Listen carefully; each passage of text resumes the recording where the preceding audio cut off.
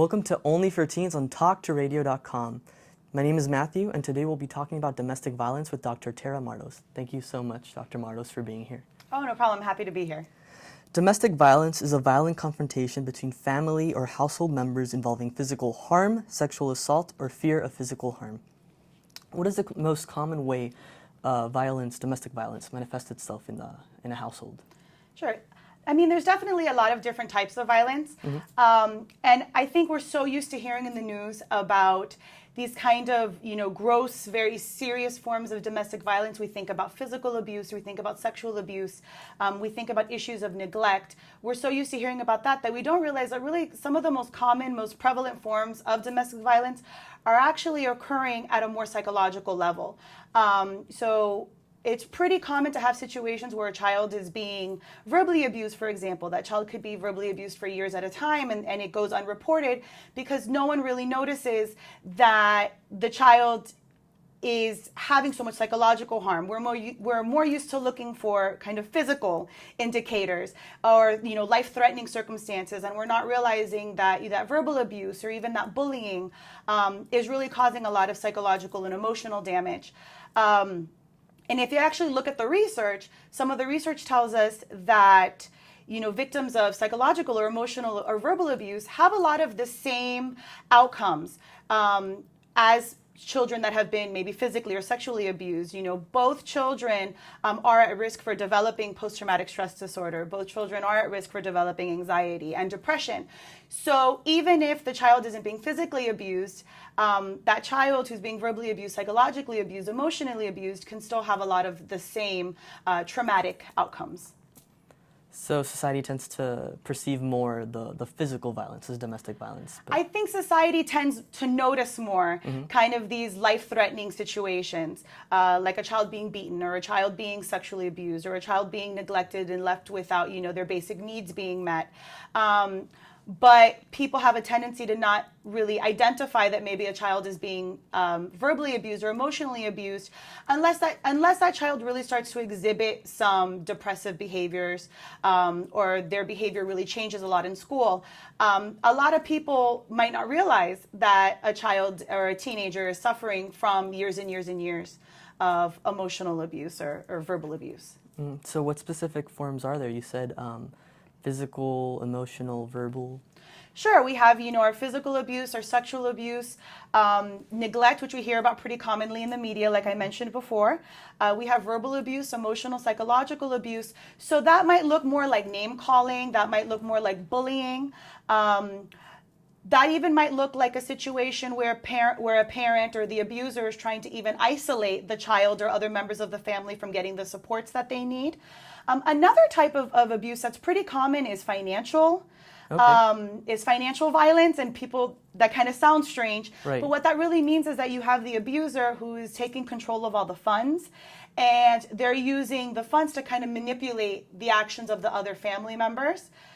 We also have situations of even cultural or spiritual type violence, where maybe you have a child who has a certain belief system or has a certain lifestyle, and they're unable to really practice their religion or practice their lifestyle freely because they're receiving maybe abuse or bullying or other kind of types of degrading behaviors from the abusers or people in their lives. So there's all different types of abuse. There's about 9 different types of kind of abuse that can occur within a domestic violence situation. So how's a teen affected when they are frequently exposed to domestic abuse, any of these Sure. forms? Really, when you look at the effect of abuse on a child or a teen, it really has a lot of different factors. Everybody's different. Everybody responds to things differently. Right. So a couple of the things that we want to look at is we want to look at the age of the child or the teen when the abuse first began. We want to look at the severity of the abuse. We want to look at the intensity of the abuse. We want to look at the frequency of the abuse. Is this a one-time thing or a kind of a sporadic thing, or is this something that's going on, every single day and the child is perpetually living in fear? We also want to look at who the abuser is and the relationship that the abuser has with that child or that teen. All those things really play an impact on how the child might respond. Behaviorally, some of the changes that we might see, we have the pretty typical response is, we're going to see some anger, obviously, from the child, whether that is towards their parent, whether that is towards siblings or peers. We might see some acting out. In school, we might see situations where the child's grades drop.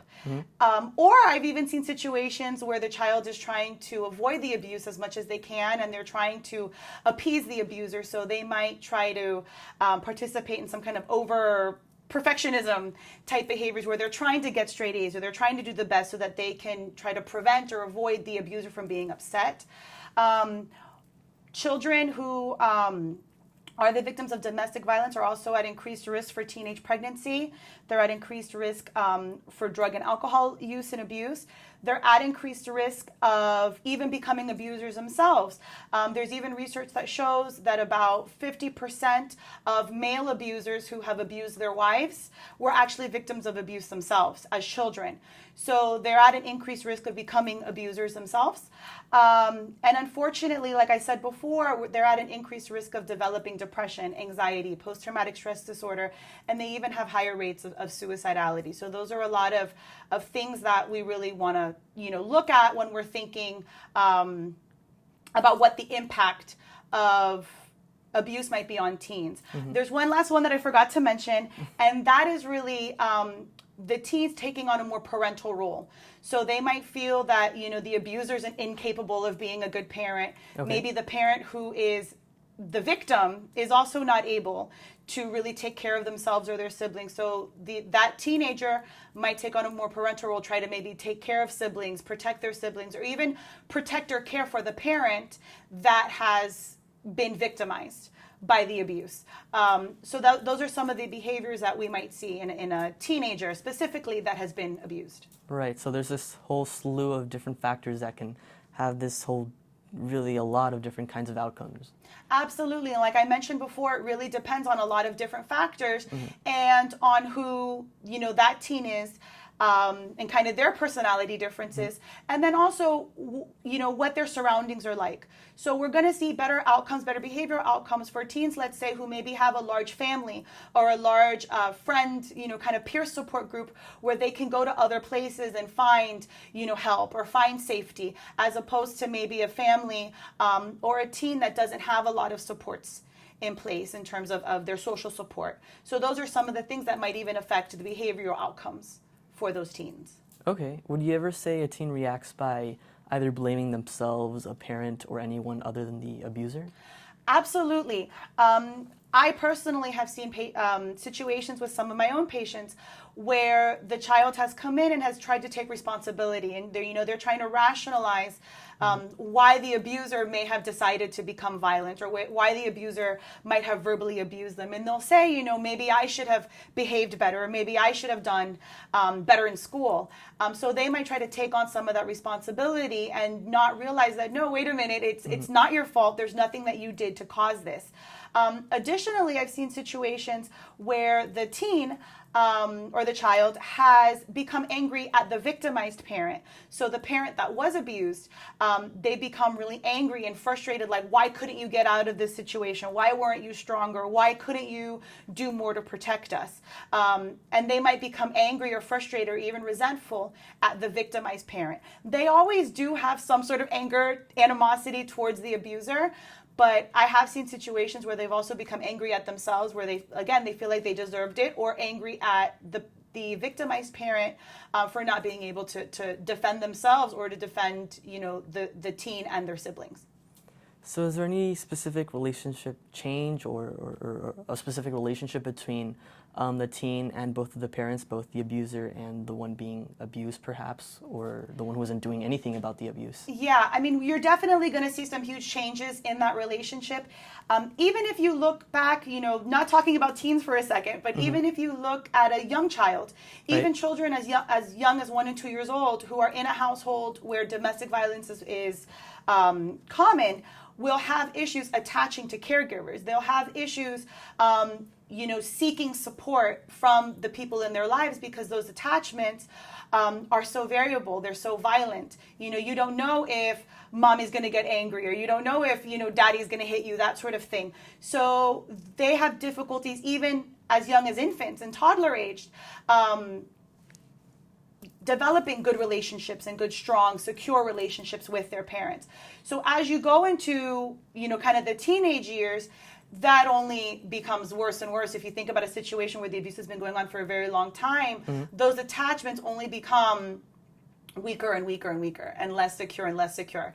And then you find situations where, like I said before, maybe a child had a good relationship with a parent, but now that parent is victimized, and now that parent is a victim, well, now that child might become resentful towards that one parent, or angry at the abuser. So it really does fundamentally change that relationship. Additionally, if the teen has now taken on a more parental role, where they feel like, I have to be the adult now, I have to take on these responsibilities because you're unable to take on these responsibilities because you're the abuser or you're the abused, they might become resentful there too, because they're not able to be a teen and go to school and be with their friends and kind of do the typical things that a teen should be able to do, because they're too busy, trying to manage their household and try to take care of this very chaotic and dangerous situation. So you said a lot of times, the relationship could be different depending on the situation. Would you say a teen ever specifically acts out against one parent or another in anger, or in any of the different responses you mentioned before? Yes, I've definitely I've heard of situations where the teen has tried to defend maybe the abused parent by acting out, or even becoming physically abusive towards the abusive parent, because they're trying to defend in some way. Or like I mentioned before, just that resentment. I think that they start to grow a certain sense of resentment towards even the victimized parent about, why couldn't you protect us from this situation, or get yourself out of this situation? Right. Okay. So what exactly should a teen do if they're in any of these positions? Well, I think the most important thing to do is to understand that you can get help. Okay. That there is help out there. And I know that sounds really difficult, because especially for the teen who's living in this very, dangerous environment, they might feel like the adults in their lives aren't exactly the most safe, most trustworthy people to be around. So it might be very difficult for them to find a trustworthy adult that they can go to for help and support. Definitely your teachers at your school, your counselors at your school, administration at your school, those are some of the best places to start. If you need some help in this situation, even the parents of friends, other members of your family that may not be living in the household, so they're unaware that this is going on. Those are all people that you can go to for help. Additionally, there's a number of different organizations that can help you. If you think about even here in Miami specifically, there's places like Christie's House, which are wonderful resources for victims of sexual abuse. Or you even have the abuse hotline that you can call. And that's another great place where if you're in a situation, or you have a friend maybe who's in that situation, where you can call and make a report of abuse and start the process of getting help. But I would definitely start with talking to a trustworthy adult in your life, starting with your school, starting with your parish, your church. If you're in any community organizations, those are the people that I would go to, or I would tell you to go to in a situation if you were dealing with abuse. Okay. Is there anything else you'd like to add? Any words of support? Sure. Like I mentioned before, I think it's so important to remind the teens out there that there is help. Help is available. I think a lot of times when children and teens are victims of domestic violence, they feel that there's really nowhere that they can turn. And there's even, the abuser might be telling them there's nobody there to help you. This is your fault. Or they might be saying, this is our secret. They might be saying, something bad is going to happen to you if you tell on me. They might be saying, no one will believe you if you tell on me. And I want, all the teens and children out there to know that are watching this, that that's not the truth. You did nothing wrong. You did nothing to deserve this. So don't be scared to get help. Don't be scared to call one of these numbers.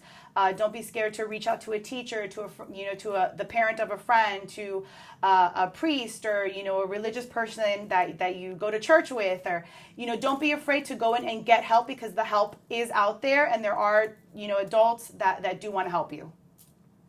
Well, thank you so much, Dr. Martos. There you have it, everyone. Thank you for watching.